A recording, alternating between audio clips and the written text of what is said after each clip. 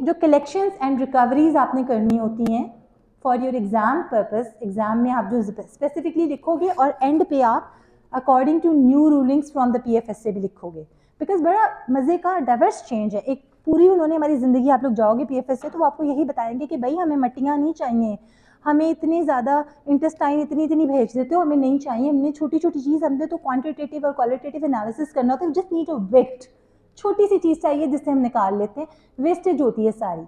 और वो यही बताते हैं हमेशा कि हम बार बार भेज रहे हैं, ऑर्डर्स भेजते हैं कि हमें इतना कुछ नहीं चाहिए, बट स्टिल क्योंकि अभी हमारी ना बुक्स अपडेट हुई हैं ना इतनी ज़्यादा, वो लोग, उनके एंड पे भी गलती है कि they are not performing much workshops, ठीक है, ओरिएंटेशन उनको करवानी चाहिए। हम तो अपने कॉलेज के बच्चों को ले जाते हैं, हम जाते हैं तो वहाँ अपग्रेड हो जाते हैं, बट मोस्टली कॉलेजेस में भी PFS से हमारे अलावा कोई भी नहीं जाता, तो उनको इतनी गाइडलाइंस पता ही नहीं है और वो यही सब लिख रहे हैं और यही सब कर रहे हैं।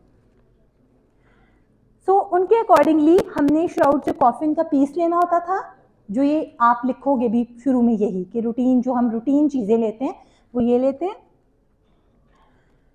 ठीक है। फिर 500 ग्राम्स ऑफ द अर्थ या soil is collected above, below and sides of the body, ये हम ज़रूर लिया करते थे पहले जब हम किया करते थे। Along with that control specimen of the earth from the, कि जी दूर से थोड़ा सा ले लें, ये क्यों करेंगे, ये वाली उनकी क्या लॉजिक थी पहले। आर्सेनिक की फॉर एग्जांपल पॉइजनिंग है तो वो सॉइल से इम्बाइब भी होती है, तो अगर यहाँ से निकली है जो आपकी ग्रेव के पास है और दूसरे एरिया से भी उतनी ही कॉन्सेंट्रेशन में निकली है, तो जैसे लाहौर की सॉइल में बहुत ज़्यादा आर्सेनिक है, ठीक है, तो वो may be post death imbibition की वजह से या कुछ इस वजह से आपको पता चल रहा हो, बट अगर दोनों में बहुत ड्रास्टिक डिफरेंस आता है या कुछ और इस तरह के डिफरेंसेस आते हैं, दैट्स वाई दे वांट कि कंट्रोल भी होना चाहिए, ठीक है। ऑर्गन्स एंड विस्ट्रास जो कलेक्ट करते थे हम, जो हमेशा ऑटोप्सी में भी करते हैं, you know about the bottles, करवा दी आप लोगों की बॉटल्स में क्या क्या जाता है, आई गेस वो सर जो ऑटोप्सी कराएंगे आपको डिटेल में बताएंगे, but we have stomach, intestine, liver, spleen, जो हम 3 बॉटल्स में और चौथे में हम प्रिजर्वेटिव डाल के हाइपर सैचुरेटेड सेलाइन सोल्यूशन के अंदर इनको भेजते थे इन केस ऑफ ऑटोप्सी। यहाँ पे भी अगर हमें ये मैसेज अलग अलग नज़र आ रहे होते हैं तो हम इन्हें अलग अलग ही भेजते हैं, ठीक है। इस तरह से ये बॉटल्स होती हैं जिनके अंदर नॉर्मली ये कलेक्ट करते हैं, उसी साइट के ऊपर करते थे बल्कि।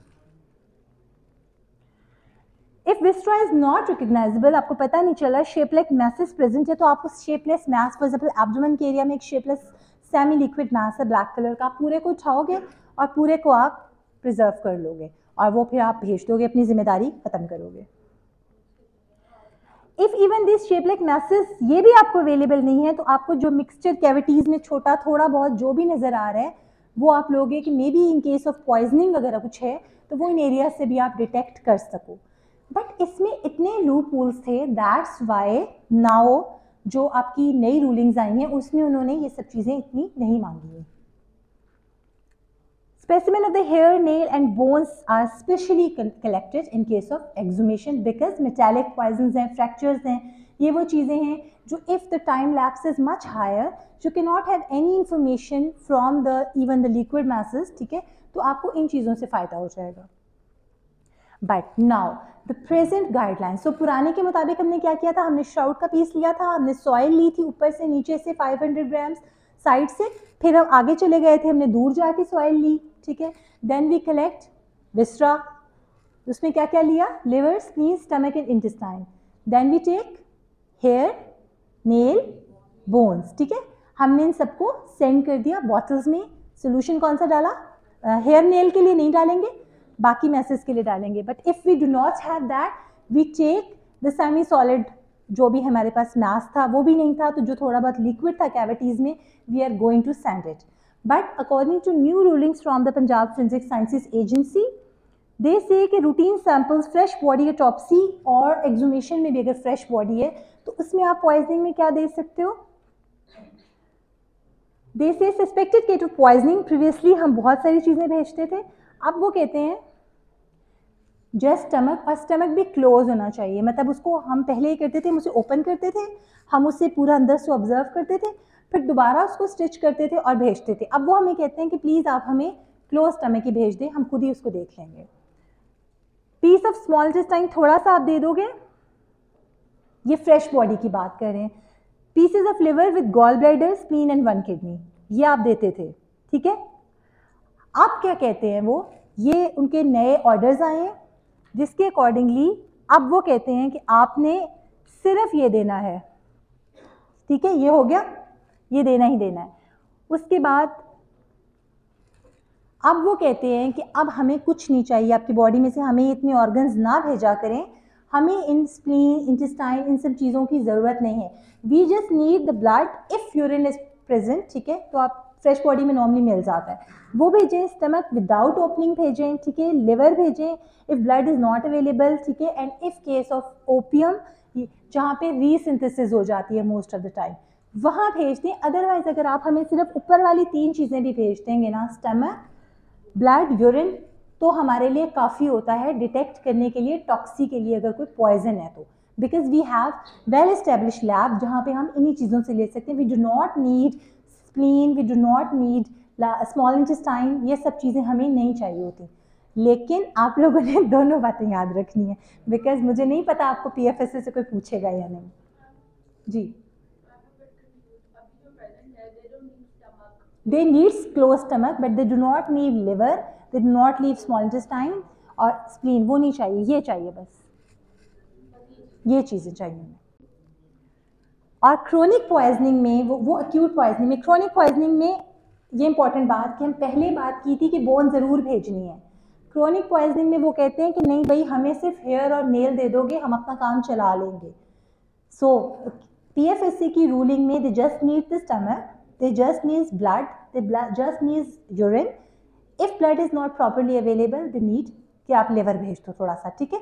बट इन क्रोनिक केसेस, अब आपको नहीं उस वक्त पता होता कि क्रोनिक है या एक्यूट है पॉइजनिंग, सो आप नॉर्मली भेजते दोनों चीज़ें हैं, लेकिन आप बोन्स नहीं भेजोगे अकॉर्डिंग टू न्यू रूलिंग्स। पुरानी रूलिंग्स में हमें बहुत एम्फेसिस किया जाता था कि फीमर और लॉन्ग बोन ज़रूर भेजनी है, बिकॉज वहाँ पे मेटालिक पॉइजन जो है, स्पेसिफिकली जैसे लेड है, उसकी डेपोजिशन बहुत होती है। बट अब अकॉर्डिंग टू न्यू रूलिंग्स उन्होंने हमें सिर्फ ये बातें बताई हैं इन दैट केसेस। एक्सुमेशन में वो कहते हैं कि अगर एक्सुमेशन है, थोड़ी बॉडी पुरानी हो गई है, तो इन दैट केसेस आप क्या भेजोगे, जो आपको स्पेसिफिकली एक प्लेटेशियस सा मास मिलेगा एब्डोमेन में। One is that sauce muscle normally बहुत देर से डिसइंटीग्रेट करता है, वो आपको नॉर्मली प्रेजेंट रहता है, उसका एक पीस जितना आप ले सकते हो। नेल एंड हेयर, ठीक है, ये 4 चीज़ें सिर्फ एक्सुमेशन में अब मांगते हैं। नो सॉइल, ठीक है, no piece of shroud, no other thing. वो कहते हैं बस हमें सिर्फ आपने अब ये चीज़ें भेजनी है, PFSA वाले कहते हैं, जहाँ से हम एक्सुमेशन के केसेस के अंदर अपना काम निकाल लेंगे। पुराने में हमने बहुत सी चीज़ें अभी डिस्कस की हैं, सॉइल भी, श्राउड भी, फिर हमने कहा था कि बॉडी में अगर अलग अलग प्रेजेंट हैं तो हम सब कुछ भेजेंगे, नहीं प्रेजेंट तो हम मैस भेजेंगे, वो हम अब भी भेज रहे हैं। लेकिन अब हम बोन नहीं भेज रहे, हम सॉइल नहीं भेज रहे, हम पीस ऑफ श्राउड नहीं भेज रहे, अकॉर्डिंग टू PFSA। तो ये थोड़ा सा आपको याद करना पड़ेगा। नॉर्मली एग्जाम्स में किस तरह आपने करना है, आपने दोनों चीज़ें बतानी है। Previously we do this, now according to PFSA we do this. But in MCQs अगर आता है तो अभी हम आपको अटैम्प्ट करा के कोई देख लेंगे, उसमें ज़्यादातर ना आपको ओल्ड स्कूल ही देखना पड़ेगा, क्योंकि ज़्यादातर वहाँ के लोग आई डोंट थिंक सो कि इसके साथ हैं। और दूसरी बात है कि आप बुक को रेफरेंस के लिए यूज़ कर सकते हो, बुक में PFSA अभी ऐड नहीं हुई। वाइवा में नॉर्मली वो बहुत ही क्वेश्चन इस दफ़ा जो आए थे शालामार से सर, उन्होंने बहुत ही पूछा था कि भाई मुझे नहीं पुरानी बातें करनी, मुझे PFSA का बताओ। बट अगर हमारे पास वाइवा के लिए कोई पुराने लोग आ जाते हैं तो उनकी तो जैसे होता है ना कि बाइबल है ये बात, बाइबल में लिखी हुई बात या कुरान में लिखी हुई बात ये समझी जाती है कि नहीं भाई आपने मुझे रूटीन विसरा नहीं बताया, आपने 4 बोतलें नहीं बताई, तो वो तौहीन समझी जाती है फ्रेंजिक की। तो वो तो आपको याद होनी ही होनी चाहिए। इन एडिशन टू दैट आपको न्यू रूलिंग्स पता होनी चाहिए। बीइंग स्टूडेंट्स ऑफ CMH और आप एलिजिबल हो कि आप इतना कुछ याद कर सकते हो, ठीक है।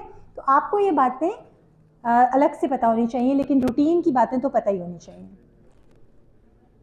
ये वही बात आ गई। अब उसके बाद Please subscribe to my channel, and this is my channel name, Dr. Javed Iqbal Kokhar, Lectures on Forensic Medicine.